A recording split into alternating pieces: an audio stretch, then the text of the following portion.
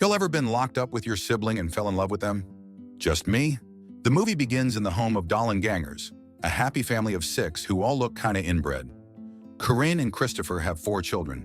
They are Chris, Cathy, Carrie, and Corey. These kids love greeting their dad whenever he returns from his business trips. One night, Christopher visits Cathy's room while the rest of the children are sleeping. Since he notices she's feeling a little jealous of her mother, he gives her a jewelry box. It even has a Spotify player because he knows that Cathy loves dancing to Britney Spears. The happy life of this family didn't last, though. On one fateful day, while Corinne and the children prepare to celebrate Christopher's birthday, police officers arrive instead of Christopher. They inform Corinne that her husband got into an accident and is now 6 feet under.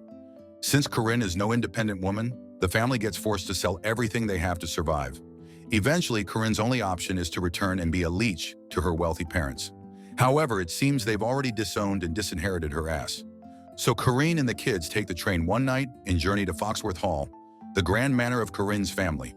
En route, she promises her children that she'll win their Grampy's love back and reclaim her inheritance. Apparently, the old man is dying soon, so she finna grab that bag. She promises to make all their dreams come true once that happens. Cathy doesn't seem to care about their wealth. She only wants to live in their old house, together with the memories of their dad. When the family arrives at Foxworth Hall, the butler apathetically welcomes them in. Corinne introduces her children to him, but he doesn't give a crap because he's got dishes to wash. When they enter the grand hall, Corinne finally comes face to face with her mother, Olivia, an old hag. The atmosphere is intense as Olivia, strictly poised and prune, stares coldly at her daughter and grandchildren. She then leads them to a room on the 3rd floor after ordering the butler to take their luggage. Once in the room, Olivia immediately assigns the children's beds by gender. Chris and Corey will share a bed, while Cathy and Carrie do the same thing. She then tells them they aren't allowed to whine, cry, run, shout, and leave the room. An emotional Corinne tells her children to behave and obey their grandmother, especially if they don't want to taste her punishment. After that, Corinne and Olivia leave the children's bedroom. To prevent the kids from escaping, they lock the door from the outside. Chris assures his siblings that everything will be all right and that their grandmother isn't as mean as she looks. His positive outlook on life immediately gets dark after he opens the curtains and sees the windows are barred.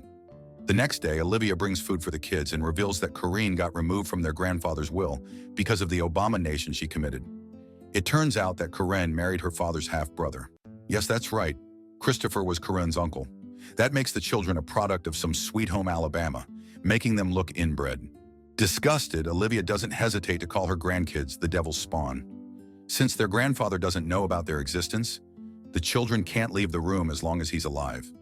Later, Corinne receives a total of 17 lashes, one for each year she lived in sin with her uncle husband. When she goes to see her kids, the 2 young ones try to hurt Miss Trunchbull, but she's too overpowered. Olivia makes Corinne show the kids her lashes. Olivia says she can only give the children food and shelter, never kindness and love. After that, Chris treats his mother's wounds.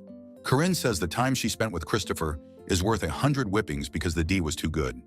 Since their grandfather isn't aware the kids exist yet, Corinne still has a shot at getting her share of his fortune when he prunes. Moments later, Corinne tells the kids there's a narrow stairway leading to the attic. She then tells them to turn it into the playroom for the twins. After that, she leaves them alone to settle into their new world. When Chris tucks in the kids, he decides to sleep next to his sister, starting his symptoms for the Alabama 19 virus. The next day, they realize they gotta clean the filthy-ass attic. As days become weeks, and weeks turn to months, the children struggle to deal with their confinement and boredom. Cathy passes time by dancing in front of the mirror while wearing her gowns.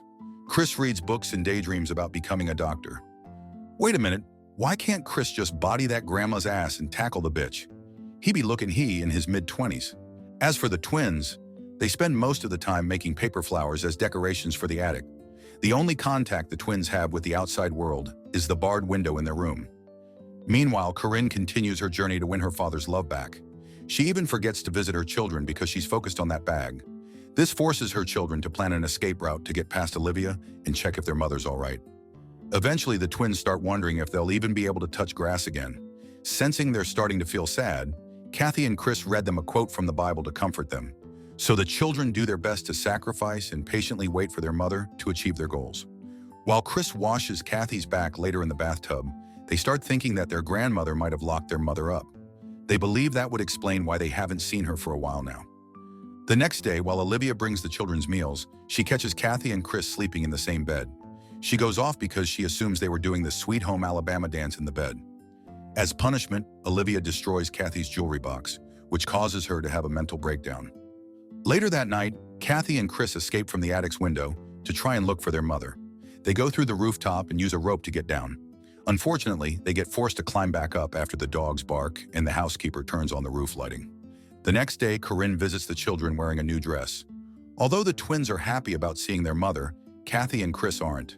They confront her about failing to visit them for months. Cathy complains about the twins needing to socialize with others in order to develop correctly. They inbred as is, so they need all the help they can get.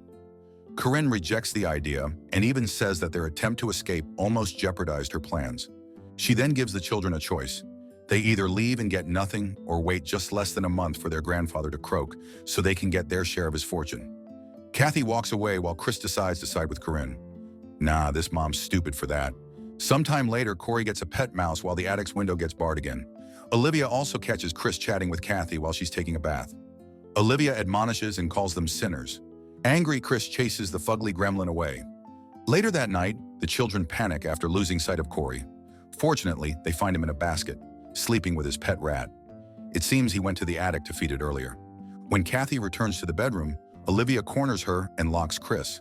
After that, she goes batshit and cuts off Cathy's long, beautiful hair in order to make her look like a man. When the doors eventually open, Chris finds his sister in the bathroom, crying because she looks like Ellen DeGenerate. To help her out, Chris fixes Cathy's messy hair. Meanwhile, Cathy finally confesses her anger toward Corinne for abandoning them in the attic. Weeks pass, and the children start suffering from hunger due to Olivia's punishment. They start turning pale, sickly, and thin, especially Corey. It even reaches a point where Chris cuts himself to feed his blood to Corey so he can have something to eat. Eventually, Chris removes the hinges for their room's door so they can sneak out. During their forbidden trip, they see their mother's room. It's grand and filled with plenty of fancy jewelry. Seeing his sister about to explode, Chris calms her down, saying Corinne must have an explanation for everything. Boy simping for his mother too. They see their grandfather and, thinking he's dead, decide to approach him. To their surprise, he hugs them both, but mistakes Cathy for Corinne. Old man's sussy for that. Cathy runs away screaming, and they return to their bedroom. In their bedroom, Cathy asks her brother what he thinks about their mother's luxurious room. It all ends up with Chris defending their mother, while Cathy curses her for her betrayal. In her desperation to leave, Cathy tells Chris they should escape and try to live on their own. Chris doesn't like the idea for now because not only does he doubt his capability to support his siblings, he's still hopeful about their mother's plans. Several months pass once more, and it's now wintertime. The children gather in the attic, and the twins are clearly sick. Then Corinne arrives with good news. She says their family lawyer will include her in the will the next day. She also says that there will be a party that night dedicated to her. It'll be her reintroduction to society. Despite the supposed good news, Cathy and Chris confront their mother for neglecting them. The children feel that the attic is now their prison, and no amount of gifts will compensate for the time she has abandoned them. Chris tries reminding his mother about his unconditional love for her, while Cathy simply tries to fight for what she believes is right. Corinne starts thinking her children are disrespecting her. She walks out despite knowing the suffering her children endured for months. This ugly hoe finna kill her kids. When Cathy and Chris sneak out that night, they see Corinne enjoying the party. She's with her new boy toy, their family lawyer. Feeling betrayed, Chris finally breaks down in the attic, and Cathy comforts him. The next day, Olivia finds the children gathering around an ill Corey. Cathy tells off her mom, and she gets slapped so hard, Cathy ends up in Ferris Bueller's Day Off. Olivia tells Corinne to bring the child to the hospital, and she does. The rest of the children can do nothing but wait for news on Corey's health. Later that day, Corinne coldly tells her children that Corey didn't make it because of pneumonia, despite the doctor's best efforts. Since they still need to keep their existence secret, Corey doesn't even get a funeral. They had him buried hastily near the manor. What's strange is that outside, the housekeeper doesn't dig just one grave, but 4 of them. Then Chris discovers something sinister. He tells Cathy that Corey and his pet mouse died because of arsenic poisoning. It turns out that the powdered sugar cookies they've been eating for months contain poison. They think Olivia is behind it and believe they're no longer safe in the mansion. So Chris sneaks out that night to gather jewelry they can sell for money when they escape. He then sees his mother and future stepdad and discovers their wedding is tomorrow. The next day, the truth reveals itself. It seems it wasn't Olivia behind the poisoned cookies, but their fugly-ass mother Corinne. When Olivia delivers the meal to the children, she gets surprised that it's empty. Chris then drops the smackdown on the old lady. He tries to beat her up, but Cathy stops him. Before they escape, Cathy wants to reveal the truth to their grandfather. It's her way of getting back at Corinne. Sadly, they discover he's no longer in the house because he passed away months ago. They learn that their mother will still get disinherited if she and Christopher have children. So it seems Corinne never intended her children to get out of the attic after all. With that, the children crash their mother's wedding. Corinne, the ugliest bride I'd ever seen. They tell the truth to try and expose her. And of course, Corinne does her best to deny everything. Eventually, Cathy tries shoving the poisoned cookie into her mother's gaping mouth. Corinne dies after falling off the balcony and getting choked by her veil. Honestly, she looks better this way. After that, the children leave the mansion for good. The movie ends after an older Cathy talks about how they survived on their own. She's been dancing like a white girl again, and Chris is already a doctor. She also wonders if their grandmother is still alive. Honestly, F that old hag. This was such a effed up story. Like, how can your own mother do that to her kids, let alone sleep with her uncle to produce them? What did you guys think of this one? Subscribe to watch more videos like this. Turn on notifications. And leave a like, it really helps the channel out. Thank you for watching.